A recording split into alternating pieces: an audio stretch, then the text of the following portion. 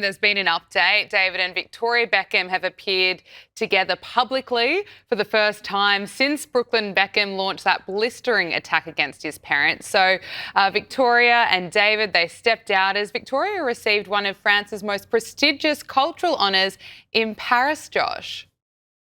Yes, that's absolutely right. And I think what can be said about this is and people are saying online, this is a message to the royal family. This is how you do it, because it wasn't just David and Victoria. They were surrounded by the rest of the family. So Romeo and Cruz, their two other sons with their partners were there alongside their 14-year-old daughter, Harper Beckham, as well, which, by the way, she looked quite downcast at certain points because actually when they were seen in Paris walking out of the venue all together, the paparazzi, I've seen the footage online, the paparazzi were asking, where's Brooklyn? Where's Brooklyn? Why isn't he here?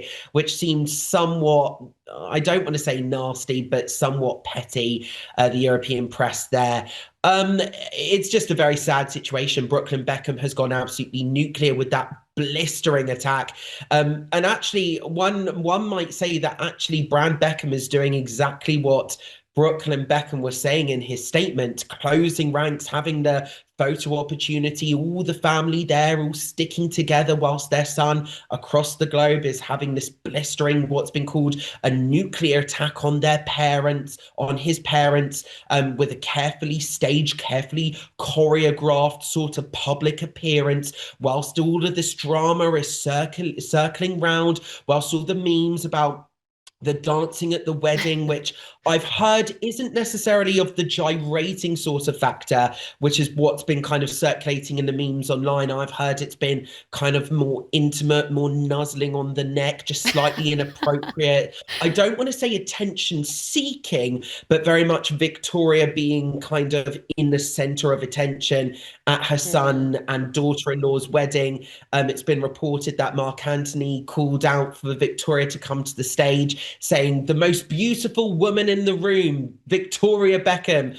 when of course when you're at a wedding you should always refer to the bride as the most beautiful woman in the room. But I think, you know, people actually have asked me when Brooklyn released that statement, my phone obviously blew up, people wanting the tea, wanting all the goss, wanting the information. And actually, what I think the situation boils down to is, and I think it's entirely possible that Nicola Peltz, I'm not saying she is, but she might be perceived to be spoilt and entitled and come from a billionaire. And then at the very same time, David and Victoria might have maybe a little bit of a problem with, you know, not having Brooklyn under their thumb anymore. Because if we do compare it to Meghan and Harry, I know a few people online have. Meghan was the one, when marrying into the royal family, was marrying into the name, the money, the status, the clout, being a princess slash duchess. You know, that was what she was going into. Whereas this time around, it's Nicola Peltz's family, the Peltzes, they're the billionaires. They have money that David and Victoria could only dream of. David and Victoria pummeling their millions of pounds into what's been deemed as a failing fashion business for Victoria, even though I think it's fair to say her beauty empire has actually been the real moneymaker there and is actually a success, and the makeup and the beauty products have been a success for Victoria, as well as their Netflix documentaries.